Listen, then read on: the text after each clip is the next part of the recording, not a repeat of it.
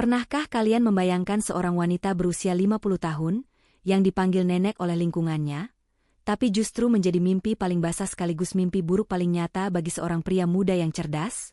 Jangan tertipu oleh kerutan halus di sudut matanya, karena di balik gaun satin hijaunya, ia menyembunyikan belati yang siap menghujam jantungmu. Malam ini, saya akan membongkar kisah Yuli, wanita yang membuktikan bahwa pesona matang jauh lebih mematikan daripada gairah masa muda. Sebelum kita masuk ke ruang privat mereka, absen dulu yuk, tulis nama, asal kota, dan ketik hadir di kolom komentar. Jangan lupa like dan subscribe agar kalian tidak terjebak dalam pesona yang salah. Lampu neon berwarna ungu pucat dan jingga redup memantul di atas permukaan gelas kristal yang berisi cairan keemasan. Di sudut Velvet Lounge, sebuah tempat di mana kelas sosial dan rahasia bersinggungan, musik jazz mengalun rendah, seolah berusaha menyaingi detak jantung para pengunjungnya. Namun, di tengah hiruk-pikuk manusia yang mencari pelarian, perhatian ruangan itu seolah tersedot ke satu titik pusat. Yuli melangkah masuk. Di usianya yang telah menyentuh angka 50, Yuli bukan sekadar wanita yang masih terawat. Ia adalah sebuah pernyataan. Malam ini, ia mengenakan gaun satin berwarna emerald gelap yang memeluk tubuhnya dengan cara yang sangat provokatif.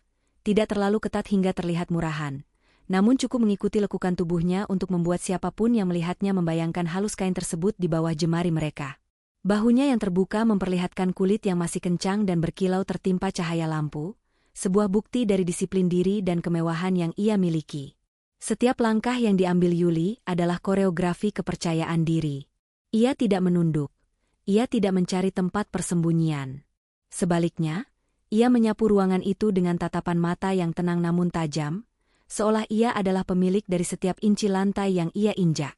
Lihat itu, bisik seorang sosialita di pojok ruangan kepada temannya. Nenek Yuli datang lagi. Sudah kepala 5, tapi masih berani memakai gaun seperti itu di tempat seperti ini. Apa dia tidak malu? Temannya menyesap martini. Matanya tak lepas dari Yuli. Malu? Dia justru menikmati setiap bisikan kita. Lihat bagaimana pria-pria di bar itu berhenti bernapas saat dia lewat. Umurnya boleh saja 50, tapi auranya jauh lebih berbahaya daripada gadis usia 20-an yang hanya tahu cara bersolek.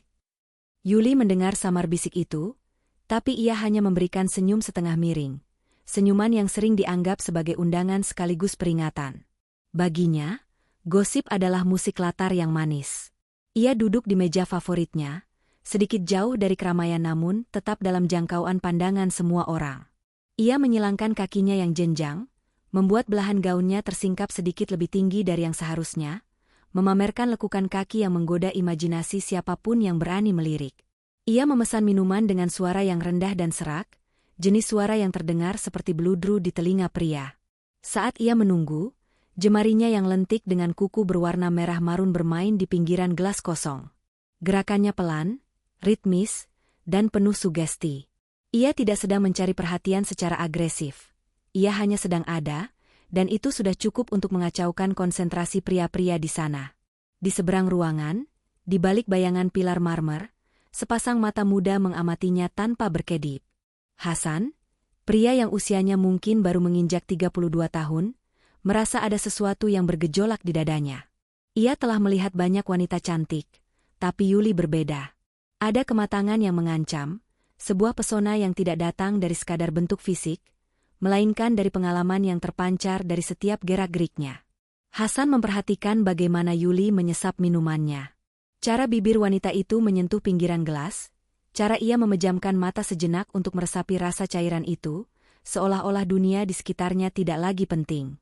Ada sesuatu yang sangat intim dalam cara Yuli memperlakukan dirinya sendiri, seolah setiap gerakannya adalah bagian dari sebuah tarian rahasia yang hanya ia yang tahu musiknya.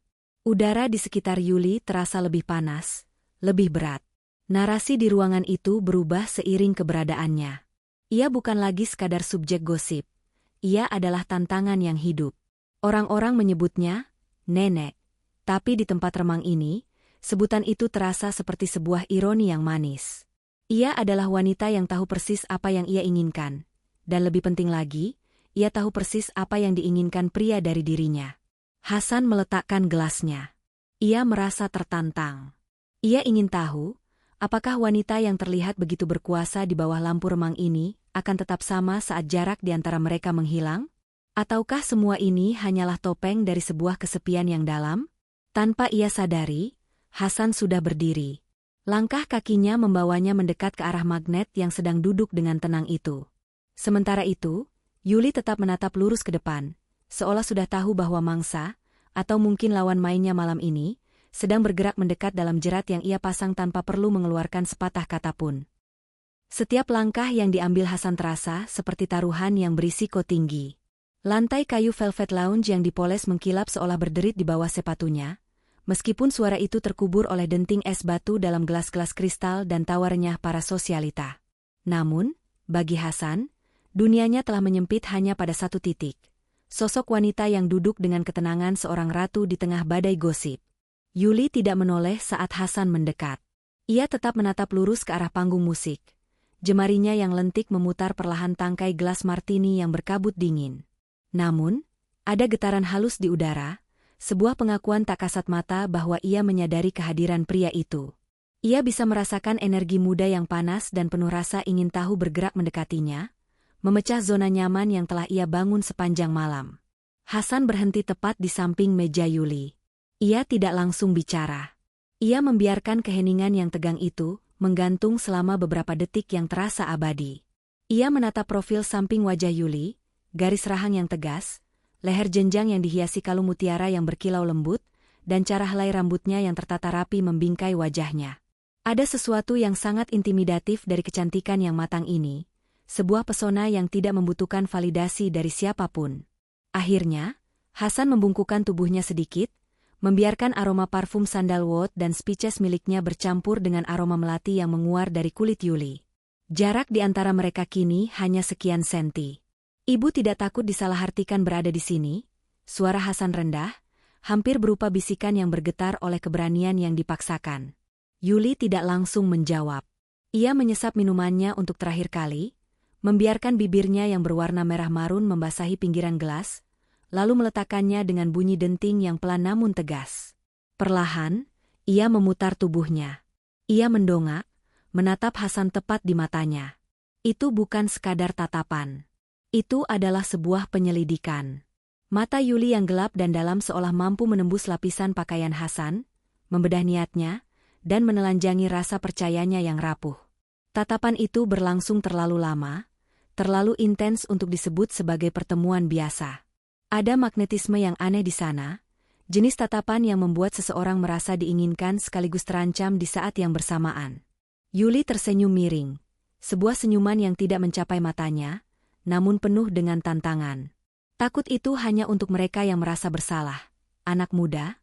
Jawabnya, suaranya halus namun memiliki bobot yang kuat. Dan aku tidak melihat ada alasan untuk merasa bersalah karena menikmati keindahan malam. Hasan merasakan tenggorokannya kering. Jawaban itu bukan hanya sebuah pembelaan diri, tapi sebuah serangan balik. Ia menarik kursi di hadapan Yuli tanpa menunggu izin, sebuah tindakan lancang yang justru membuat senyum Yuli semakin lebar. Orang-orang di sana membicarakanmu, Hasan berkata lagi, mencoba mendapatkan kembali kendalinya. Ia memberi isyarat dengan matanya ke arah kerumunan yang sesekali melirik ke meja mereka. Mereka bilang, pesonamu adalah api yang berbahaya. Dan pria yang mendekat biasanya berakhir dengan luka bakar. Yuli menyandarkan punggungnya ke sandaran kursi kulit yang empuk. Gerakan itu membuat gaun satinnya bergeser, memperlihatkan lebih banyak kulit di bagian dadanya yang naik turun dengan ritme yang tenang. Ia menatap Hasan dengan cara yang sangat sugestif, seolah ia sedang mengukur seberapa besar nyali pria di depannya ini. Dan kau? Tanya Yuli lirih. Ia memajukan tubuhnya, meletakkan sikunya di atas meja sehingga wajah mereka kini sejajar. Kau terlihat seperti pria yang sangat suka bermain dengan api. Apakah kau datang ke sini untuk memperingatkanku, atau kau hanya sedang mencari cara untuk ikut terbakar bersama? Udara di antara mereka seolah tersedot habis. Hasan bisa mencium aroma kulit Yuli, campuran antara losion mahal, bedak klasik, dan sesuatu yang lebih organik, sesuatu yang membangkitkan insting dasarnya. Ia memperhatikan bagaimana cahaya lampu redup memantul di mata Yuli, menciptakan binar yang menggoda sekaligus misterius. Hasan memberanikan diri. Ia meletakkan tangannya di atas meja, sangat dekat dengan jemari Yuli yang masih bermain dengan gelasnya. Ia bisa merasakan radiasi panas dari tubuh wanita itu. Ruangan yang luas itu tiba-tiba terasa sangat sempit. Seolah hanya ada mereka berdua yang tersisa di bawah sorot lampu remang ini. Mungkin aku hanya penasaran, bisik Hasan, matanya tak lepas dari bibir Yuli. Penasaran apakah api itu benar-benar panas, atau hanya fatamorgana yang sengaja diciptakan untuk menarik perhatian pria-pria yang lebih muda darimu. Yuli tertawa pelan, suara tawanya rendah dan menggoda, jenis suara yang akan terus terngiang di kepala Hasan bahkan setelah ia pulang nanti. Ia tidak menarik tangannya. Ia justru membiarkan ujung jarinya hampir bersentuhan dengan jari Hasan, menciptakan percikan listrik statis yang membuat bulu kuduk pria itu berdiri. Rasa penasaran adalah awal dari segala kekacauan. Hasan, ucap Yuli, menyebut nama pria itu untuk pertama kalinya meskipun Hasan belum memperkenalkannya. Hasan tersentak kecil. Bagaimana kau tahu namaku? Yuli hanya memberikan tatapan misterius yang membuat jantung Hasan berdegup 2 kali lebih cepat. Ia tidak menjawab. Sebaliknya, ia memberikan tatapan yang begitu dalam, seolah ia sedang mengunci jiwa Hasan dalam genggamannya. Di dalam Velvet Lounge yang bising, waktu seolah berhenti. Batas antara rasa hormat dan hasrat, antara usia dan gairah, mulai memudar dan menyatu dalam kepekatan malam yang semakin larut. Duduklah, perintah Yuli dengan nada yang tidak menerima penolakan. Mari kita lihat, seberapa jauh rasa penasaranmu akan membawamu malam ini. Hasan terpaku. Ia sadar, ia baru saja melangkah masuk ke dalam sarang macan yang sangat cantik, dan pintu di belakangnya baru saja tertutup rapat. Hasan terpaku di kursinya. Suara bising di Velvet Lounge seolah meredup, menyisakan kekosongan yang hanya diisi oleh detak jantungnya sendiri yang mulai tidak beraturan. Nama itu, namanya, keluar dari bibir Yuli dengan begitu fasih, seolah sudah sering diucapkan dalam kesunyian. Ada sensasi dingin yang merambat di punggung Hasan, sebuah campuran antara kewaspadaan dan ketertarikan yang semakin dalam. Bagaimana kau tahu namaku? Tanya Hasan sekali lagi, kali ini dengan nada yang lebih menuntut, meski suaranya masih tertahan di tenggorokan. Yuli tidak segera menjawab. Ia memiringkan kepalanya sedikit, membiarkan beberapa helai rambutnya jatuh menutupi sebagian matanya yang berkilat jenaka. Ia menyandarkan dagunya di atas telapak tangan, menatap Hasan dengan tatapan yang seolah sedang membedah sebuah teka-teki yang mudah dipecahkan. Dunia ini jauh lebih sempit dari yang kau bayangkan. Hasan, ucap Yuli pelan. Ia mengulurkan tangannya, bukan untuk menyentuh Hasan, melainkan untuk mengambil sebatang rokok tipis dari kotak peraknya. Dan di tempat seperti ini, informasi adalah mata uang yang jauh lebih berharga daripada uang itu sendiri. Kau pria yang ambisius, bekerja di firma hukum terkemuka, dan baru saja memenangkan kasus besar bulan lalu.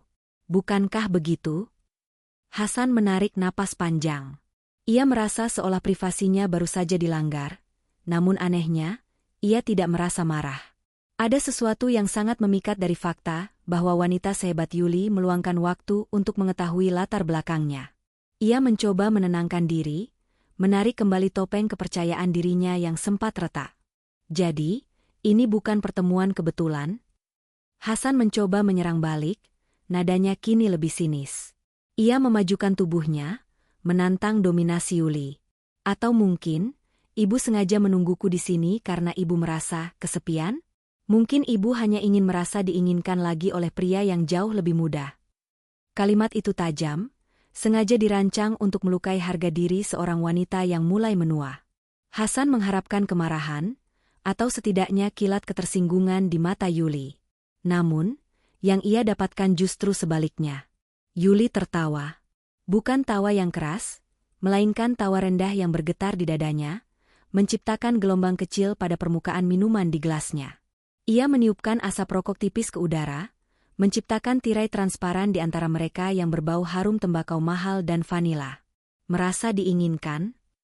Yuli mengulang kata-kata itu dengan nada yang hampir seperti belayan. Hasan, di usiaku ini, aku tidak lagi membutuhkan validasi dari siapapun. Apalagi dari seorang pria muda yang masih berusaha membuktikan jati dirinya. Aku tidak mencari perhatian. Aku hanya menikmati apa yang memang sudah menjadi hakku. Yuli mematikan rokoknya di asbak kristal dengan gerakan yang sangat lambat, seolah setiap detiknya adalah bagian dari ritual yang sakral. Kemudian, tanpa peringatan, ia menggeser tangannya di atas meja. Jemarinya yang dingin menyentuh pergelangan tangan Hasan, hanya sekilas, namun sensasinya seperti sengatan listrik yang menjalar hingga ke ulu hati. Pertanyaannya bukan apakah aku ingin diinginkan, bisik Yuli, suaranya kini begitu rendah hingga Hasan harus condong lebih dekat untuk mendengarnya. Pertanyaannya adalah, bukankah semua orang ingin disentuh? Setidaknya oleh orang yang tepat, di waktu yang tepat. Hasan merasakan panas menjalar ke wajahnya. Sentuhan itu ringan, namun meninggalkan jejak yang membakar di kulitnya. Ia menatap tangan Yuli yang kini diam di dekat tangannya sendiri. Kontras antara kulit pria yang lebih gelap dan kulit wanita yang putih porselen itu, menciptakan sebuah gambaran yang sangat intim di bawah lampu remang. Ibu sangat berani, kata Hasan, matanya kini terkunci pada bibir Yuli yang basah. Keberanian adalah satu-satunya hal yang tersisa saat kau sudah melewati banyak badai, balas Yuli. Kau mencoba menantang harga diriku, Hasan. Kau mencoba membuatku merasa kecil karena usiaku. Tapi kau lupa satu hal, pengalaman memiliki cara tersendiri untuk mengalahkan kekuatan mentah. Atmosfer di meja itu berubah total. Ini bukan lagi sekadar percakapan antara dua orang asing. Ini adalah adu keberanian, sebuah tarian ego di mana tidak ada yang mau mengalah. Hasan merasa egonya terluka karena ia menyadari bahwa ia tidak memegang kendali. Wanita di depannya ini bukan hanya cantik. Ia adalah manipulator ulung yang tahu persis di mana titik lemah seorang pria. Kau pikir kau bisa mengendalikanku hanya dengan kata-kata manis dan sentuhan kecil ini? Tantang Hasan, suaranya sedikit serak. Yuli tersenyum miring, senyuman yang kini terlihat sangat berbahaya.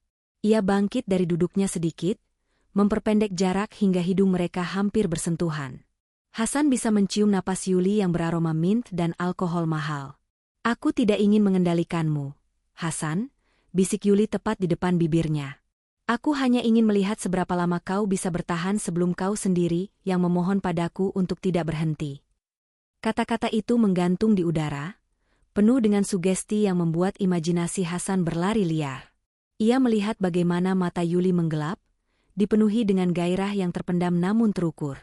Di dalam kepalanya, Hasan tahu ia harus pergi, ia harus menjauh dari wanita ini sebelum ia terperosok lebih dalam. Namun, tubuhnya seolah terpaku pada tempatnya, terhipnotis oleh aura sensual yang memancar dari setiap inci tubuh Yuli. Bukankah ini yang kau cari sejak awal? Tanya Yuli lagi, suaranya kini hampir menyerupai desahan. Seorang wanita yang tidak akan bertanya tentang masa depan, tapi bisa memberimu malam yang tidak akan pernah kau lupakan. Hasan tidak bisa menjawab. Ia hanya bisa menatap Yuli dengan napas yang mulai tidak teratur. Permainan kata-kata ini telah mencapai puncaknya. Batas antara rasa penasaran dan nafsu telah mengabur, meninggalkan mereka dalam sebuah ruang hampa di mana hanya ada keinginan yang saling beradu. Malam masih panjang, dan Hasan sadar, ia baru saja menyerahkan kunci pertahanannya kepada wanita yang ia anggap sebagai mangsa, namun ternyata adalah sang pemburu. Musik di Velvet Lounge telah berubah. Irama jazz yang santai kini digantikan oleh dentum deep house yang berat dan rendah, menciptakan getaran yang bisa dirasakan di ulu hati. Lampu kristal yang tadinya bersinar terang kini meredup, menyisakan sorot lampu neon kemerahan yang temaram, mengubah ruangan itu menjadi labirin bayangan yang penuh rahasia. Di tengah kebisingan yang semakin memekak bagi telinga namun menghanyutkan bagi jiwa, Hasan dan Yuli masih berada dalam lingkaran gravitasi mereka sendiri. Hasan menarik napas dalam, mencoba menjernihkan pikirannya yang mulai berkabut, bukan karena alkohol, melainkan karena aroma melati dan tantangan yang terus dilemparkan oleh wanita di depannya. Ia bisa melihat bagaimana cahaya merah redup itu jatuh di lekuk tulang selangka Yuli, menciptakan bayangan yang mengundang mata untuk menelusuri lebih jauh. Tempat ini tiba-tiba terasa sangat menyesakan, bukan? Hasan akhirnya memecah keheningan di antara mereka. Suaranya kini lebih berat, lebih rendah, membawa nada otoritas yang baru ia temukan. Yuli tidak menjawab dengan kata-kata. Ia hanya mengangkat satu alisnya, sementara matanya tetap terkunci pada milik Hasan. Ia menyesap sisa minumannya, membiarkan es batu berdenting pelan di dalam gelas, sebuah suara yang terdengar sangat keras di tengah ketegangan mereka. Ia meletakkan gelas itu, lalu perlahan berdiri. Gerakannya begitu luwes, seperti kain sutra yang jatuh dari meja. Gaun satin hijaunya berkilau, menangkap sisa cahaya yang ada, memperlihatkan siluet tubuh yang masih menantang gravitasi dan waktu. Lalu, apa rencanamu, Hasan? Tanya Yuli, suaranya nyaris hilang ditelan dentu musik, memaksanya untuk condong lebih dekat ke telinga pria itu. Kau sudah memulai permainan ini. Apakah kau tipe pria yang berhenti di tengah jalan saat tantangannya mulai terasa nyata? Hasan merasakan napas hangat Yuli menyentuh kulit lehernya, sebuah sensasi yang membuat darahnya berdesir hebat. Ia berdiri, mengikuti jejak Yuli. Kini, di bawah pencahayaan yang minim, jarak di antara mereka nyaris tidak ada. Hasan bisa merasakan panas yang memancar dari tubuh Yuli, sebuah energi yang seolah memanggilnya untuk mendekat. Aku punya tempat yang jauh lebih tenang, kata Hasan, matanya menatap tajam ke arah bibir Yuli yang tersenyum miring. Di mana tidak ada musik yang berisik, tidak ada bisikan orang, dan tidak ada batasan untuk rasa penasaran. Itu adalah sebuah ajakan yang tegas, namun tetap dibungkus dalam ambiguitas yang menggoda. Hasan tidak tahu apakah ia sedang membawa wanita ini ke rumahnya, atau justru ia yang sedang diantar masuk ke dalam perangkap yang lebih besar. Namun, pada titik ini, logika telah kalah telak oleh insting. Yuli terdiam sejenak. Ia menatap Hasan dari ujung kepala hingga ujung kaki, seolah sedang menimbang apakah pria di depannya ini cukup layak untuk menghabiskan sisa malam bersamanya. Kemudian, tanpa suara, ia mengambil tas kecilnya dan memberikan isyarat dengan kepalanya ke arah pintu keluar. Ia tidak mengatakan, ya, tapi langkah kakinya adalah jawaban yang paling jelas. Mereka berjalan keluar dari lounge. Langkah kaki mereka berirama di atas lantai marmer yang dingin. Di koridor yang remang menuju parkiran, suasana terasa berbeda. Udara malam yang masuk dari celah ventilasi terasa kontras dengan panasnya atmosfer di dalam tadi. Yuli berjalan sedikit di depan, membiarkan Hasan menikmati pemandangan punggungnya yang terbuka, sebuah bentangan kulit halus yang seolah memanggil untuk disentuh. Hasan berjalan tepat di belakangnya, begitu dekat hingga ia bisa mencium kembali aroma parfum Yuli yang kini semakin intens. Jari-jari mereka hampir bersentuhan saat tangan mereka berayun searah, namun tak satu pun dari mereka yang berani menggenggam lebih dulu. Ketegangan itu justru terasa lebih nikmat saat dibiarkan menggantung, sebuah janji tentang apa yang akan terjadi nanti. Saat mereka sampai di mobil, Hasan membukakan pintu untuk Yuli. Wanita itu masuk dengan gerakan yang elegan, membiarkan belahan gaunnya tersingkap sejenak sebelum ia merapikannya kembali. Di dalam ruang tertutup mobil yang mewah itu, keheningan menjadi sangat intim. Suara napas mereka yang mulai tidak teratur menjadi satu-satunya musik yang terdengar. Hasan menghidupkan mesin, namun ia tidak segera menjalankan mobilnya. Ia menoleh ke arah Yuli, yang kini sedang bersandar di kursi kulit, menatapnya dengan tatapan yang sulit diartikan, setengah menantang, setengah mengundang. Kau yakin dengan ini? Tanya Hasan, jemarinya mencengkeram kemudi dengan kuat. Yuli mengulurkan tangannya, kali ini benar-benar menyentuh lengan Hasan. Jemarinya yang dingin bergerak perlahan ke arah pergelangan tangan pria itu, lalu berhenti di sana. Sejak awal aku masuk ke tempat itu, aku selalu yakin dengan apa yang aku lakukan, Hasan. Pertanyaannya adalah, apakah kau sudah siap menghadapi apa yang ada di balik pintu yang akan kau buka nanti? Hasan tidak menjawab. Ia hanya menginjak pedal gas, membawa mobil itu membelah jalanan kota yang sepi di bawah lampu-lampu jalan yang berkedip. Tujuan mereka sudah jelas. Tidak ada lagi kata-kata yang perlu diucapkan. Beberapa menit kemudian, mobil itu berhenti di depan sebuah gedung apartemen kelas atas yang menjulang tinggi seperti menara rahasia. Di dalam lift yang membawa mereka naik ke lantai atas, suasana semakin mencekik. Ruang sempit itu seolah dipenuhi oleh muatan listrik yang siap meledak. Mereka berdiri berdampingan, menatap angka lantai yang bergerak naik, sementara tangan mereka akhirnya bersentuhan, sebuah kontak fisik yang singkat namun memberikan pesan yang sangat dalam. Sampai di depan pintu unit apartemen, Hasan merogoh saku untuk mengambil kunci. Suara kunci yang berdenting dan pintu yang terbuka perlahan terasa seperti awal dari sebuah babak baru yang tak terhindarkan. Hasan melangkah masuk, disusul oleh Yuli. Pintu tertutup dengan bunyi klik yang pelan namun sangat final. Lampu ruangan hanya dinyalakan separuh, menyisakan sudut-sudut yang gelap. Di sana, di ambang antara kenyataan dan fantasi, mereka berdiri berhadapan.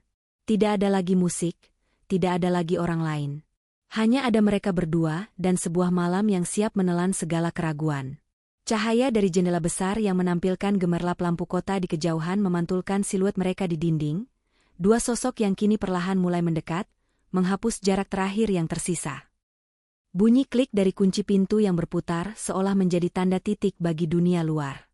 Di dalam apartemen Hasan yang minimalis namun maskulin, kebisingan kota Jakarta yang tak pernah tidur hanya terdengar seperti gumaman rendah di kejauhan.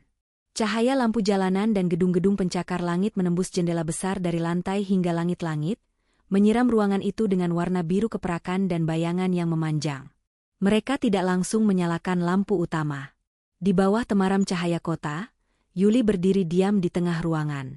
Ia melepaskan tas kecilnya ke atas sofa kulit, lalu perlahan berbalik menghadap Hasan. Gaun satin hijaunya kini terlihat hampir hitam dalam kegelapan, namun kilaunya masih menangkap sisa-sisa cahaya, menonjolkan setiap lekuk tubuhnya yang tetap anggun meski usia tak lagi muda. Hasan bersandar di daun pintu yang tertutup, napasnya masih terasa berat. Keberanian yang tadi ia tunjukkan di lounge kini bercampur dengan ketegangan yang nyata. Di ruang privat ini, aura Yuli terasa berkali-kali lipat lebih kuat. Ia bukan lagi sekadar pusat perhatian di bar, ia adalah penguasa ruang ini. Kau terlihat tegang, Hasan, suara Yuli memecah kesunyian. Suaranya rendah, lebih lembut dari sebelumnya, namun tetap memiliki ketajaman yang bisa mengiris nyali. Apakah tempat ini terlalu sepi untukmu? Atau kau baru menyadari bahwa kau tidak punya naskah untuk babak ini? Hasan melangkah maju, perlahan, seolah takut mengacaukan frekuensi udara yang kini dipenuhi oleh muatan listrik. Aku tidak butuh naskah untuk sesuatu yang sudah aku bayangkan sejak pertama kali melihatmu melangkah masuk ke tempat itu. Balasnya, mencoba merebut kembali kendali. Ia berhenti tepat di depan Yuli. Jarak di antara mereka kini hanya tinggal beberapa inci. Hasan bisa melihat pantulan lampu kota di mata Yuli, binar yang menantang sekaligus menjanjikan sesuatu yang belum terucap. Aroma melati dari kulit Yuli kini bercampur dengan aroma ruangan yang dingin, menciptakan sensasi yang memabukkan. Yuli mengulurkan tangannya, ujung jemarinya yang dingin menyentuh kerah kemeja Hasan. Dengan gerakan yang sangat lambat, ia merapikan letak kain itu, lalu jemarinya turun perlahan, menelusuri kancing kemeja Hasan satu persatu. Setiap sentuhannya terasa seperti api yang merambat di balik kain. Malam ini, bisik Yuli, kepalanya sedikit mendongak sehingga napasnya terasa hangat di dagu Hasan. Bukan hanya tubuh yang mendekat, Hasan, tapi batas yang selama ini kau jaga dengan begitu ketat. Hasan merasakan tangannya bergerak secara insting. Ia melingkarkan lengannya di pinggang Yuli, menarik wanita itu sedikit lebih dekat, hingga ia bisa merasakan panas tubuh di balik satin halus itu. Ada kekuatan yang aneh dalam cara Yuli bersandar padanya, ia tidak menyerahkan diri sepenuhnya, ia justru seolah sedang membiarkan Hasan masuk ke dalam dunianya dengan izin yang terbatas. Di dinding apartemen yang berwarna abu-abu gelap, siluet mereka menyatu. Cahaya dari jendela menciptakan lukisan bayangan yang bergerak perlahan. Sebuah tarian tanpa musik yang hanya dipandu oleh ritme napas yang mulai tidak beraturan. Narasi malam itu berpindah dari kata-kata menuju bahasa tubuh yang jauh lebih jujur. Tangan Hasan bergerak ke tengkuk Yuli, merasakan kehalusan kulitnya yang kontras dengan mutiara dingin yang melingkari lehernya. Ia bisa merasakan denyut nadi Yuli di bawah jemarinya, cepat dan stabil. Yuli tidak memejamkan mata. Ia terus menatap Hasan, memberikan tatapan yang begitu dalam seolah ia sedang membaca setiap dosa dan keinginan yang tersimpan di balik pikiran pria itu. Suasana semakin panas, bukan karena aksi yang vulgar, melainkan karena sugesti yang begitu kuat. Suara gesekan kain satin dengan lantai saat Yuli bergerak, suara tawa rendah yang tertahan di tenggorokan, dan bisikan-bisikan pendek yang tidak jelas artinya menciptakan simfoni keintiman yang mencekam. Kau selalu ingin tahu apa yang ada di balik pesona ini, bukan? Desah Yuli. Ia menarik sedikit kerah kemeja Hasan, memaksa pria itu untuk menunduk lebih dalam. Hati-hati, Hasan. Terkadang, saat kau mendapatkan apa yang kau inginkan, kau justru menyadari bahwa kau tidak sanggup menanggung harganya. Hasan tidak peduli lagi dengan harga yang harus dibayar. Pada saat itu, egonya sebagai pria yang selalu memegang kendali telah luruh. Ia merasa seperti seorang penjelajah yang menemukan oase di tengah padang pasir. Dan Yuli adalah oase yang berbahaya namun terlalu indah untuk diabaikan. Mereka bergerak menuju kegelapan yang lebih dalam di sudut ruangan, jauh dari jangkauan cahaya jendela. Bayangan di dinding kini bergerak lebih lambat, lebih ritmis. Di dalam keheningan itu, imajinasi bekerja lebih keras daripada mata. Setiap gerakan, setiap desahan pelan, dan setiap sentuhan halus di bawah remang lampu jalanan menceritakan sebuah kisah tentang dua jiwa yang mencari pelarian, yang satu mencari validasi atas masa mudanya, yang lain mencari kekuatan di balik kematangannya. Batas-batas moral, perbedaan usia, dan norma sosial yang tadi berbisik di luar pintu kini seolah lenyap, terbakar oleh gairah yang dibangun dengan kata-kata provokatif sejak awal pertemuan. Malam itu menjadi saksi bagaimana seorang Yuli, dengan segala reputasi dan pesonanya, berhasil meruntuhkan pertahanan seorang pria yang menganggap dirinya paling cerdas. Cahaya lampu kota di luar jendela berkedip, namun di dalam ruangan itu, waktu seolah berhenti berputar. Hanya ada kesunyian yang bicara, tentang sebuah keputusan yang tidak bisa ditarik kembali, dan tentang sebuah malam yang akan mengubah segalanya saat fajar tiba nanti. Cahaya matahari pagi yang tajam menyeruak masuk melalui celah-celah tirai blackout yang tidak tertutup rapat, menciptakan garis-garis emas yang membelah ruangan apartemen. Debu-debu halus tampak menari di bawah sorotan cahaya itu, kontras dengan keheningan mencekam yang kini menyelimuti kamar.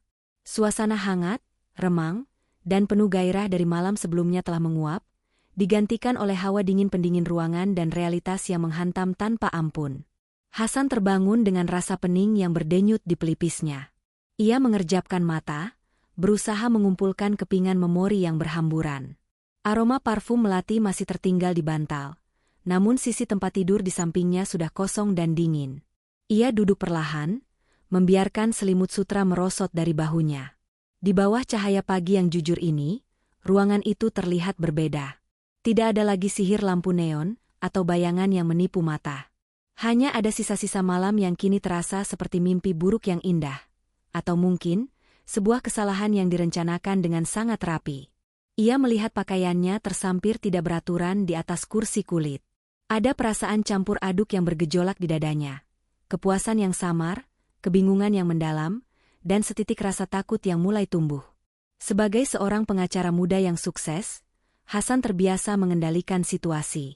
Ia terbiasa membaca orang, memprediksi langkah lawan, dan memenangkan argumen. Namun pagi ini, ia merasa seperti bidak catur yang baru saja digerakkan oleh tangan yang jauh lebih ahli. "Sudah bangun?" Suara itu datang dari arah jendela besar. Hasan menoleh dan menemukan Yuli berdiri di sana, menatap pemandangan kota yang mulai sibuk di bawah sana.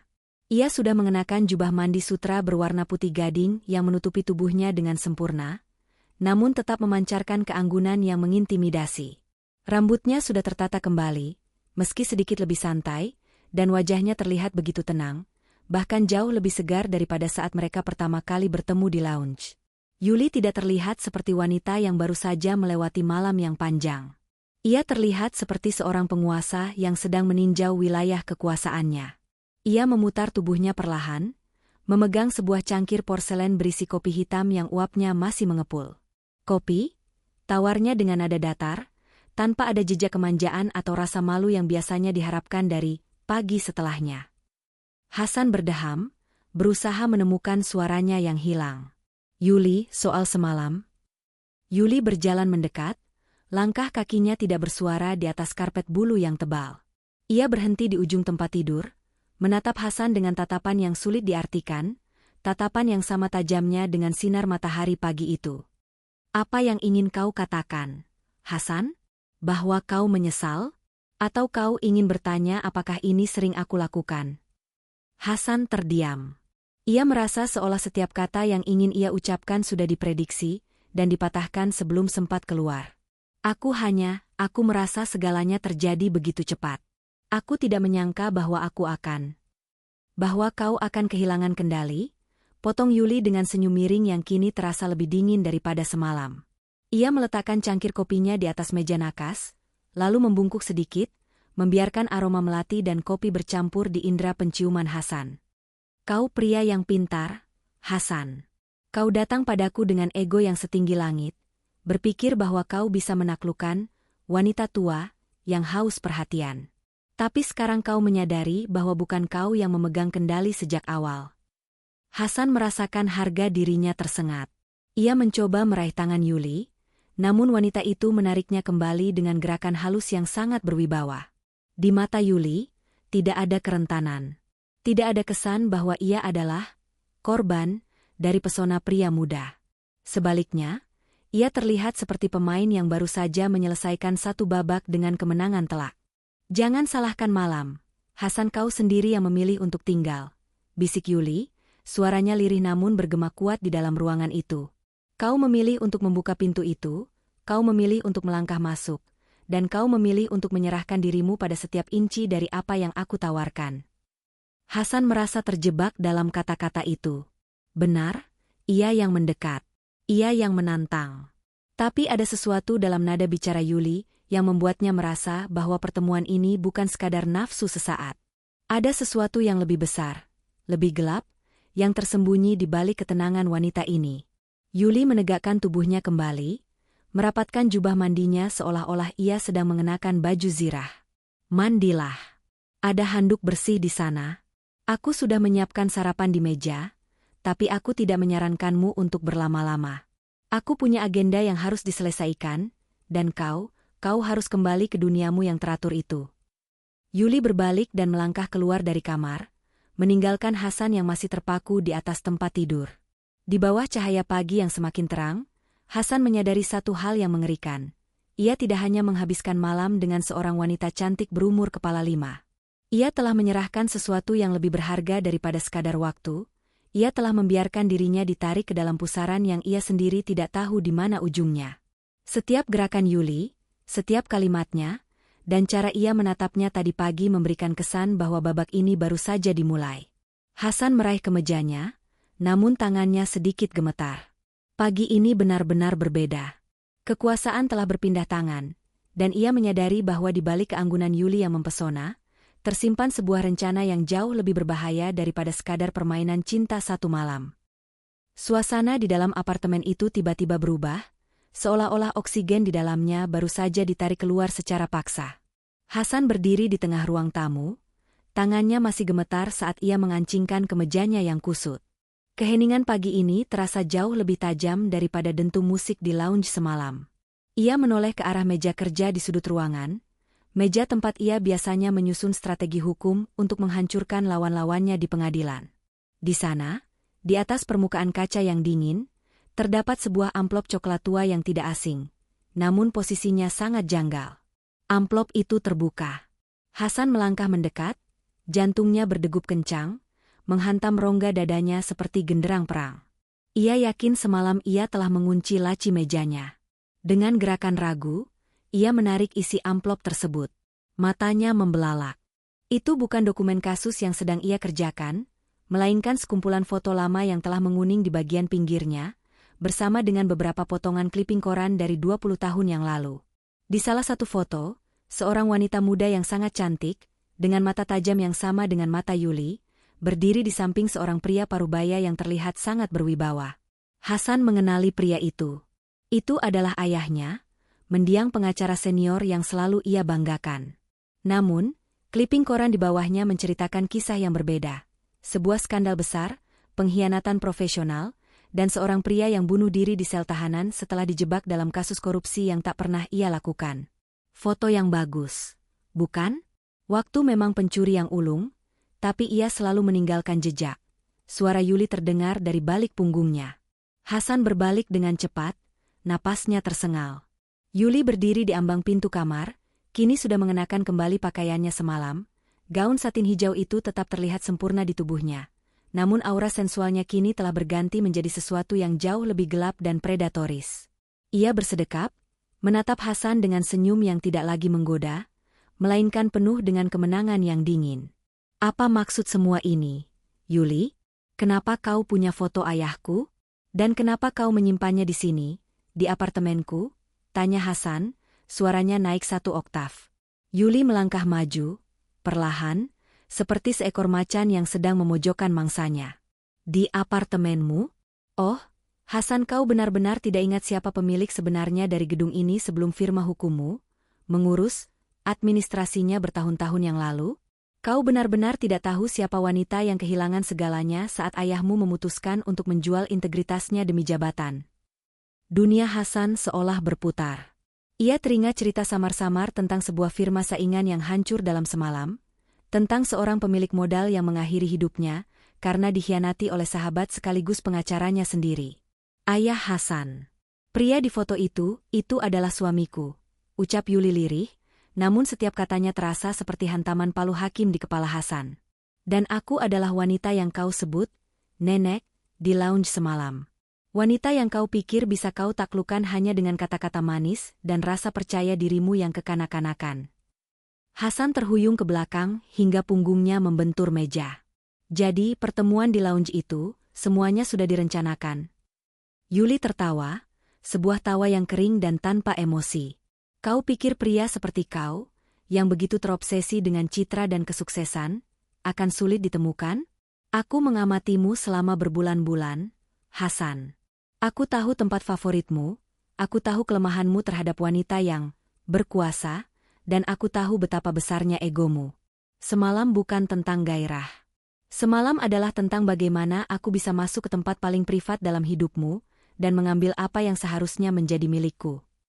Yuli mengangkat sebuah flash disk kecil yang ia pegang di antara jemarinya yang lentik. Di dalam sini, ada rekaman percakapanmu di telepon semalam saat aku tertidur. Kau bicara tentang suap untuk kasus Prakasa Group, bukan? Kau benar-benar persis seperti ayahmu, Hasan. Tidak belajar dari sejarah. Wajah Hasan memucat seputih kertas. Ia menyadari betapa bodohnya ia. Ia telah membiarkan dirinya terbuai oleh pesona seorang wanita yang ia anggap sebagai pelarian, padahal wanita itu adalah manifestasi dari dosa masa lalu keluarganya yang kini datang untuk menagih hutang. Kau menjebakku, bisik Hasan. Suaranya bergetar hebat. Aku tidak menjebakmu, Hasan. Aku hanya membukakan pintu, dan kau sendiri yang memilih untuk melangkah masuk ke dalam api. Balas Yuli, mengulangi kata-katanya di pagi hari dengan makna yang jauh lebih mengerikan. Kau pikir malam tadi adalah tentang cinta atau hasrat? Tidak. Malam tadi adalah ritual pembalasan. Saat kau merasa paling berkuasa di atasku, saat itulah aku mengambil kunci kehancuranmu. Yuli berjalan mendekati pintu keluar apartemen, namun ia berhenti sejenak dan menoleh. Tatapannya kini begitu dingin, seolah-olah gairah yang mereka bagi beberapa jam yang lalu tidak pernah ada. Ambiguitas yang menggoda itu telah hilang, menyisakan kenyataan pahit yang tak terelakkan. Dan saat kau menyadari siapa sebenarnya aku, semuanya sudah terlambat, Hasan. Selamat pagi. Nikmati sisa harimu, karena ini mungkin adalah hari terakhirmu sebagai orang bebas. Yuli keluar dari apartemen, menutup pintu dengan bunyi klik yang terdengar seperti vonis mati bagi Hasan. Hasan jatuh terduduk di lantai, dikelilingi oleh foto-foto masa lalu yang kini terasa seperti hantu yang menertawakannya. Ia menyadari bahwa di balik kecantikan dan pesona Yuli yang tak padam oleh usia, terdapat dendam yang telah dipupuk selama 2 dekade, dan ia baru saja menyerahkan lehernya sendiri ke dalam jerat tersebut.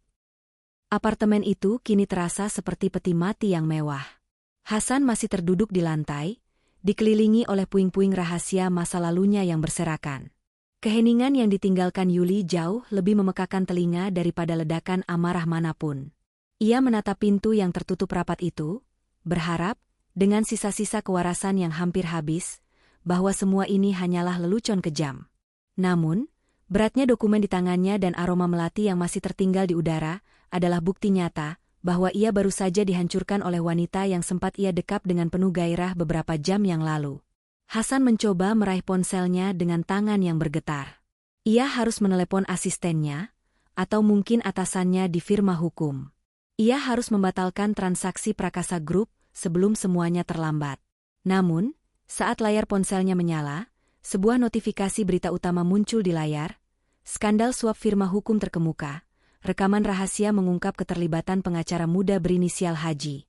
Darah Hasan seolah membeku. Rekaman itu sudah menyebar.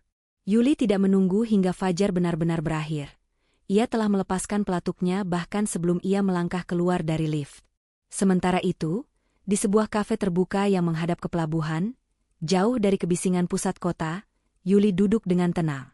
Ia telah mengganti gaun hijaunya dengan setelan linen putih yang elegan dan kacamata hitam besar yang menyembunyikan matanya yang tajam. Di depannya, sebuah tablet menampilkan berita kehancuran karir Hasan. Ia menyesap teh kamomilnya dengan perlahan, membiarkan uap hangatnya membelai wajahnya. Tidak ada gurat penyesalan, tidak ada air mata. Hanya ada ketenangan yang dalam, jenis ketenangan yang hanya bisa dirasakan oleh seseorang yang telah menyelesaikan misi suci selama 20 tahun. Ponsel Yuli bergetar. Sebuah pesan masuk dari nomor yang tidak dikenal. Kenapa? Kenapa kau harus melakukannya dengan cara ini? Yuli tahu itu dari Hasan. Ia tersenyum miring, senyuman yang sama yang ia gunakan untuk memikat pria itu di Velvet Lounge. Ia tidak segera membalas. Ia ingin Hasan merasakan setiap detik kecemasan, setiap inci kehancuran yang dulu dirasakan oleh suaminya saat ayah Hasan mengkhianati mereka. Baginya, kematian suaminya bukan sekadar tragedi. Itu adalah luka yang ia rawat dengan kebencian hingga menjadi senjata yang mematikan. Akhirnya, jemari Yuli bergerak di atas layar. Ia membalas dengan kalimat yang singkat namun menghancurkan. Karena api yang kau cari semalam tidak hanya membakar gairahmu, Hasan, tapi juga seluruh kebohongan yang kau bangun di atas penderitaan orang lain. Tidurlah yang nyenyak, jika kau bisa. Yuli mematikan ponselnya dan mengeluarkan kartu SIM-nya, lalu menjatuhkannya ke dalam tempat sampah. Ia bangkit dari duduknya, merasakan angin laut yang segar menyentuh kulitnya.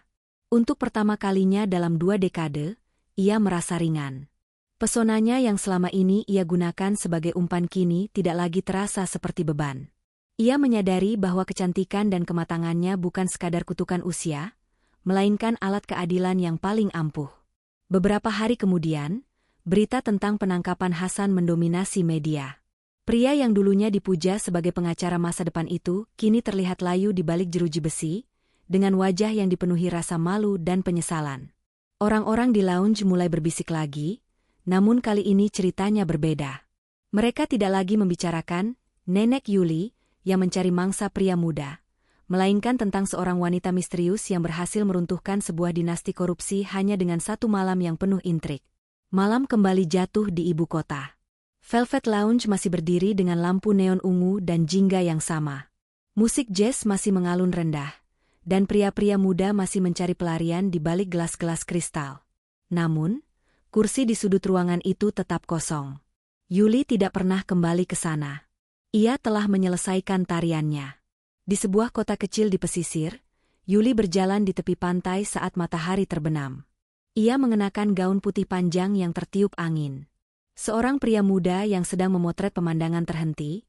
Kameranya menurunkan pandangan saat melihat sosok Yuli yang lewat. Pria itu menatapnya dengan kekaguman yang jujur. Tatapan yang sama dengan Hasan, penuh dengan rasa penasaran akan pesona wanita yang tak lekang oleh waktu itu. Pria itu memberanikan diri mendekat. "Maaf, Nyonya, Anda terlihat sangat luar biasa di bawah cahaya ini. Boleh saya mengambil foto Anda?" Yuli berhenti melangkah. Ia menoleh perlahan, memberikan tatapan yang intens, dalam, dan penuh dengan rahasia yang tak akan pernah bisa dipecahkan oleh pria muda di depannya. Ia tersenyum. Senyum yang penuh dengan ambiguitas yang menggoda, jenis senyum yang bisa membuat pria bermimpi sepanjang malam atau terjaga dalam ketakutan. "Simpan kameramu, anak muda," ucap Yuli dengan suara bludrunya yang khas. Beberapa keindahan di dunia ini tidak diciptakan untuk diabadikan, tapi untuk diingat sebagai peringatan.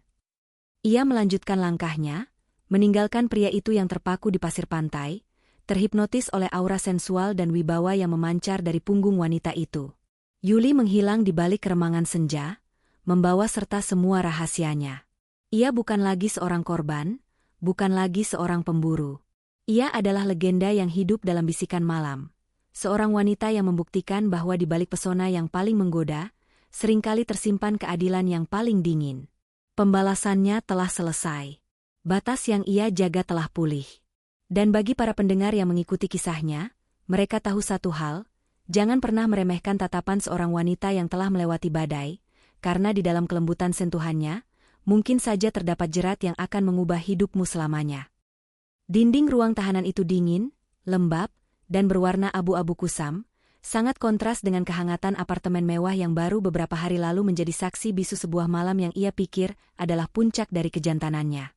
Hasan duduk di sudut dipan sempit, menatap kosong ke arah jeruji besi yang memisahkan dirinya dari kebebasan. Di dalam keheningan yang mencekam ini, Indera penciumannya seolah mengkhianatinya. Ia masih bisa mencium aroma melati yang samar, seolah Yuli baru saja berdiri di belakangnya, membisikkan janji-janji manis yang ternyata adalah racun yang mematikan. Setiap kali ia memejamkan mata, memori malam itu terputar kembali seperti film yang rusak. Ia teringat bagaimana jemari Yuli yang dingin namun membakar itu menelusuri garis rahangnya. Ia ingat gesekan satin hijau yang halus di atas kulitnya, suara desahan napas yang pendek, dan bagaimana tatapan mata wanita kepala 5 itu seolah menelan seluruh dunianya. Namun sekarang, memori itu terasa seperti luka terbuka yang disiram cuka. Keintiman yang ia rasakan bukan lagi sebuah anugerah, melainkan sebuah penghinaan yang sangat rapi. Ia menyadari bahwa setiap sentuhan, setiap kata-kata puitis yang keluar dari bibir merah marun Yuli, adalah bagian dari koreografi penghancuran dirinya. "Kau bodoh, Hasan," bisiknya pada diri sendiri. Suaranya serak, pecah oleh keputusasaan. Hasan teringat saat-saat terakhir sebelum pintu apartemen itu tertutup. Bayangan siluet Yuli di dinding, lekuk tubuh yang begitu menggoda namun menyimpan kekuatan yang mampu meruntuhkan dinasti keluarganya. Ia merasa seperti seorang pria yang telah menyerahkan kunci gudang senjatanya kepada musuh bebuyutannya, hanya karena ia tergoda oleh senyum miring yang penuh sugesti. Sensasi sentuhan Yuli di lehernya malam itu kini terasa seperti jerat tali gantung yang perlahan mencekik napasnya. Gairah yang sempat meledak itu kini hanya meninggalkan abu penyesalan yang sangat pahit. Sementara itu, di sebuah villa pribadi yang menghadap ke tebing Uluwatu, Yuli berdiri di balkon, menatap hamparan samudra Hindia yang luas. Ia mengenakan kimono sutra tipis yang tertiup angin laut, memperlihatkan siluet tubuhnya yang masih sangat terjaga. Di tangannya, sebuah gelas berisi red wine berkilau terkena cahaya bulan. Wajahnya tenang, hampir tanpa ekspresi, namun ada kilat kemenangan yang tak bisa disembunyikan di matanya yang tajam. Bagi Yuli, malam dengan Hasan bukan hanya soal balas dendam. Itu adalah sebuah pembuktian diri. Ia membuktikan bahwa meski usianya sudah kepala 5, pesonanya masih mampu membuat seorang pria muda yang cerdas kehilangan logikanya. Ia mengingat bagaimana ia membiarkan Hasan merasa seolah-olah dia adalah pihak yang memegang kendali. Ia membiarkan pria itu merasa kuat, merasa diinginkan, hingga di titik tertinggi dari rasa percaya diri itu, ia menarik tanah dari bawah kakinya. Sentuhan fisik semalam, baginya itu hanyalah alat. Ia mengingat bagaimana napas Hasan yang memburu di telinganya, sebuah suara yang menandakan bahwa mangsanya telah benar-benar masuk ke dalam perangkap. Tidak ada cinta di sana, tidak ada kasih sayang. Hanya ada permainan kekuasaan, power play, yang dibalut dalam ketegangan seksual yang sangat halus. Yuli sangat ahli dalam memainkan ambiguitas. Ia memberikan cukup banyak untuk membuat Hasan haus akan lebih. Namun ia tetap menyimpan rahasia terbesarnya di balik tatapan matanya yang misterius. Hutang darah memang harus dibayar dengan kehancuran.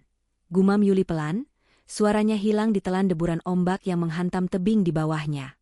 Ia mengambil ponselnya, melihat berita terbaru tentang kasus suap yang menyeret nama Hasan. Nama keluarganya yang dulu dihancurkan oleh ayah Hasan kini kembali muncul di permukaan sebagai pihak yang berhak mendapatkan kembali aset-aset yang telah dicuri. Yuli telah merebut kembali hartanya, martabatnya, dan yang paling penting, kedamaiannya. Namun, ia tahu bahwa permainan ini belum benar-benar berakhir. Ia ingin memastikan bahwa setiap inci dari penderitaan yang dirasakan keluarganya dulu, dirasakan juga oleh Hasan di dalam kegelapan selnya. Yuli memejamkan matanya sejenak, membayangkan wajah Hasan yang kini mungkin sedang meratapi nasibnya. Ia tidak merasa kasihan. Justru ada kepuasan yang aneh saat mengingat betapa rentannya pria itu di bawah pengaruh pesonanya. Kekuatan seorang wanita bukan terletak pada ototnya, melainkan pada kemampuannya untuk mengendalikan hasrat pria. Dan Yuli adalah penguasa dari ilmu itu. Pagi mulai menyingsing di cakrawala, namun bagi Hasan, pagi tidak lagi membawa harapan. Di dalam selnya yang sempit, ia terus dibayangi oleh bayangan Yuli yang bergerak perlahan dalam gelap. Gema tawa rendah wanita itu seolah berputar di kepalanya, mengejek egonya yang hancur berkeping-keping. Ia menyadari bahwa meski Yuli telah pergi secara fisik, wanita itu telah menanamkan benih kegilaan di dalam pikirannya. Hasan tidak akan pernah bisa melupakan malam itu.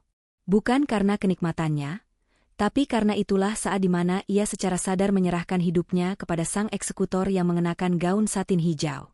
Ini adalah awal dari fase penderitaannya, sebuah epilog yang lebih panjang dari yang pernah ia bayangkan. Sementara itu, Yuli tetap menjadi misteri yang tak terjangkau. Seorang wanita yang menari di atas puing-puing musuhnya dengan keanggunan yang sangat mematikan. 6 bulan telah berlalu sejak badai skandal yang meruntuhkan nama besar Hasan dan firma hukumnya. Jakarta tidak pernah benar-benar berhenti berbisik, namun fokus mereka telah bergeser. Nama, Yuli, tidak lagi diasosiasikan dengan gosip miring tentang nenek-nenek haus perhatian di lounge remang-remang. Kini, nama itu disebut dengan nada segan dan penuh rasa hormat di dalam ruang-ruang rapat dewan direksi yang berlapis marmer. Malam itu, di gedung pencakar langit yang dulunya merupakan aset sengketa milik keluarga Hasan, sebuah pesta megah diadakan untuk merayakan peluncuran kembali Arcadia Group, perusahaan properti raksasa yang kini secara resmi kembali ke tangan pemilik sahnya, Yuli Wijaya. Suasana pesta begitu mewah, namun udara di sana seolah membeku saat pintu ballroom terbuka lebar. Yuli melangkah masuk dengan keanggunan yang lebih tajam dari sebelumnya. Jika dulu ia mengenakan gaun hijau yang mengundang rasa penasaran, malam ini ia memilih gaun backless berwarna merah marun berbahan bludru yang menyapu lantai. Potongannya sangat berani, menunjukkan lekukan punggungnya yang mulus dan kencang, sebuah pemandangan yang membuat pria-pria di ruangan itu lupa pada gelas sampanye mereka. Setiap gerakan Yuli adalah sebuah godaan yang terukur. Ia menyapa para kolega dengan suara rendahnya yang magnetis. Saat ia menyesap minumannya, sorot matanya yang tenang seolah-olah sedang menelanjangi ambisi setiap orang yang mendekat. Ada seorang pria muda, mungkin seumuran dengan Hasan, mencoba mendekatinya dengan segelas minuman. Yuli hanya memberikan senyum miring, membiarkan jemarinya bersentuhan sejenak saat menerima gelas tersebut. Sebuah kontak fisik yang singkat namun cukup untuk membuat pria itu gemetar di tempatnya berdiri. Ambiguitas sensual tetap menjadi senjatanya. Ia tidak perlu melakukan banyak hal, kehadirannya saja sudah merupakan janji akan gairah yang tak terjangkau. Di sisi lain kota, di dalam kepekatan sel yang sunyi, Hasan sedang bertarung dengan iblis di dalam kepalanya. Dunia luar mungkin sudah melupakan wajahnya, namun Hasan tidak pernah bisa melupakan setiap inci dari diri Yuli. Hasan kini terlihat seperti bayangan dari dirinya yang dulu. Tubuhnya lebih kurus, rambutnya berantakan, dan matanya cekung karena kurang tidur. Namun, yang paling menyiksanya bukanlah dinginnya lantai penjara, melainkan ilusi yang terus menghantuinya. Di tengah malam yang sunyi, ia sering terbangun karena merasa mencium aroma melati yang kuat di dalam selnya. Ia seolah merasakan hembusan napas hangat di tengkuknya, atau suara tawa rendah yang dulu begitu ia puja di atas tempat tidur apartemennya. Hasan mulai kehilangan kewarasannya. Ia sering berhalusinasi melihat bayangan Yuli di sudut sel yang gelap, berdiri dengan gaun satin hijaunya yang legendaris, menatapnya dengan pandangan yang penuh kemenangan sekaligus penghinaan. Kau tidak pernah benar-benar memilikiku, Hasan, suara Yuli seolah bergema di dinding beton itu. Kau hanya meminjam sedikit dari waktuku, dan harganya adalah seluruh hidupmu. Hasan mengerang, menutup telinganya dengan bantal yang keras. Ingatannya tentang malam itu kini berubah menjadi siksaan seksual yang puitis. Ia teringat bagaimana kulit Yuli terasa di bawah telapak tangannya, bagaimana cara wanita itu menatapnya saat ia merasa paling berkuasa. Kenikmatan itu kini menjadi alat cambuk bagi jiwanya. Ia terjebak dalam obsesi yang tidak sehat. Ia membenci Yuli dengan segenap hatinya, namun di saat yang sama, ia merindukan sentuhan mematikan itu lebih dari kebebasannya sendiri. Suatu sore, seorang penjaga penjara mengetuk jeruji selnya dengan kasar. Hasan, ada titipan untukmu. Seseorang baru saja menjatuhkannya di meja depan. Hasan bangkit dengan susah payah, mendekati jeruji itu. Penjaga itu memberikan sebuah kotak kecil berwarna hitam. Dengan tangan gemetar, Hasan membukanya. Di dalamnya tidak ada surat, tidak ada pesan tertulis. Hanya ada sebotol kecil parfum melati yang sudah kosong, dan sebuah foto dari majalah bisnis terbaru. Foto itu adalah Yuli yang sedang berdiri di atas panggung pesta malam sebelumnya, dikelilingi oleh pria-pria yang menatapnya dengan penuh gairah. Hasan mencengkeram foto itu hingga remuk. Bau parfum yang menguar dari kotak itu seolah menyulut kembali api gairah dan kebencian yang berkecamuk di dadanya. Ia menyadari bahwa Yuli belum selesai dengannya. Yuli tidak hanya ingin dia dipenjara secara fisik, tapi juga ingin jiwanya terkurung selamanya dalam memori tentang malam itu. Yuli ingin Hasan terus hidup dalam bayang-bayang pesonanya, melihatnya dari kejauhan sebagai ratu yang tak tersentuh, sementara ia sendiri membusuk dalam penyesalan. Ini adalah bentuk hukuman yang paling kejam, dibiarkan hidup dengan ingatan akan sebuah kenikmatan yang tidak akan pernah bisa diulang kembali. Di vilanya yang mewah, Yuli menatap pantulan dirinya di cermin besar. Ia mengoleskan lipstik merah marun dengan gerakan yang sangat lambat, menikmati setiap detik dari kekuasaan yang kini ia pegang sepenuhnya. Ia tahu Hasan baru saja menerima pesannya. Ia membayangkan wajah pria itu yang hancur, dan itu memberinya kepuasan yang jauh lebih dalam daripada gairah seksual manapun.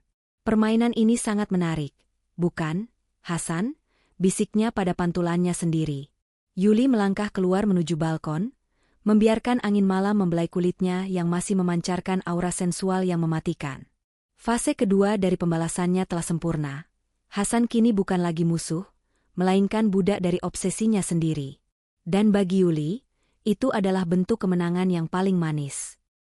Waktu seolah membeku di balik dinding beton yang menjepit sisa-sisa kewarasan Hasan.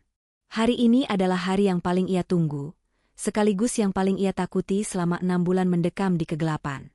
Sebuah surat pemberitahuan kunjungan khusus mendarat di mejanya pagi tadi. Tanpa nama pengirim, hanya ada satu aroma yang menempel di kertas itu, aroma melati yang tajam, yang sanggup membangkitkan badai di dalam dadanya.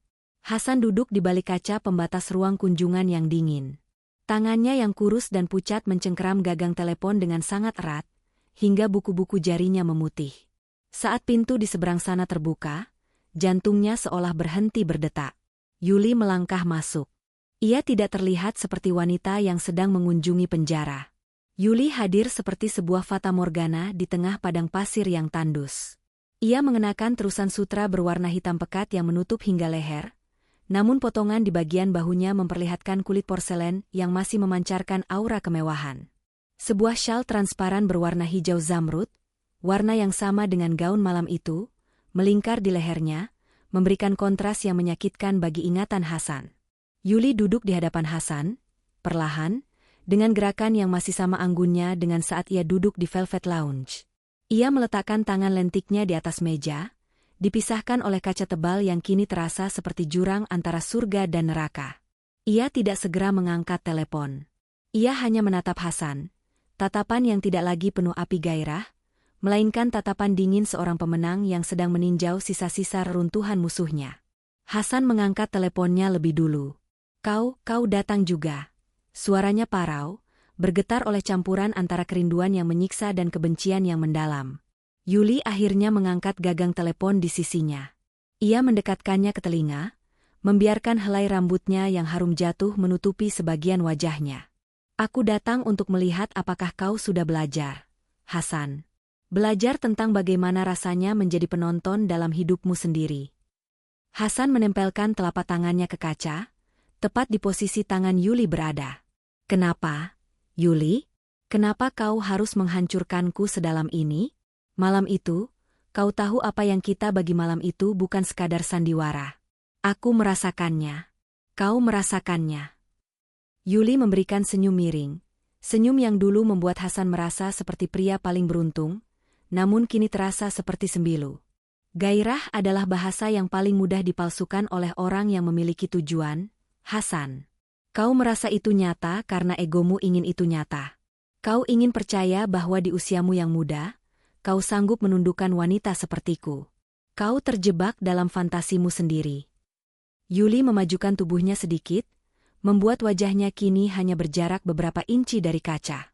Di bawah lampu neon ruang kunjungan yang berkedip, ia masih terlihat sangat menggoda, sebuah kecantikan matang yang seolah-olah menghisap semua cahaya di ruangan itu. "Malam itu," bisik Yuli, suaranya terdengar sangat intim di telinga Hasan melalui kabel telepon, "adalah ujian terakhir untukmu.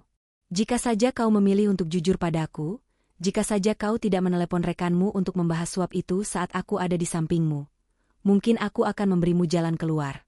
Tapi kau memilih untuk menjadi seperti ayahmu. Kau memilih pengkhianatan di atas tempat tidur yang masih hangat." Hasan memejamkan matanya, air mata keputusasaan jatuh di pipinya yang cekung. Bayangan malam itu, sentuhan tangan Yuli, bisikan di telinganya, dan bagaimana batas-batas moral mereka memudar, kini benar-benar menjadi penjara yang lebih kejam dari jeruji besi ini. Ia menyadari bahwa kenikmatan yang ia rasakan malam itu adalah umpan yang sengaja diberikan Yuli agar ia lengah. Aku mencintaimu, Yuli, dengan cara yang gila.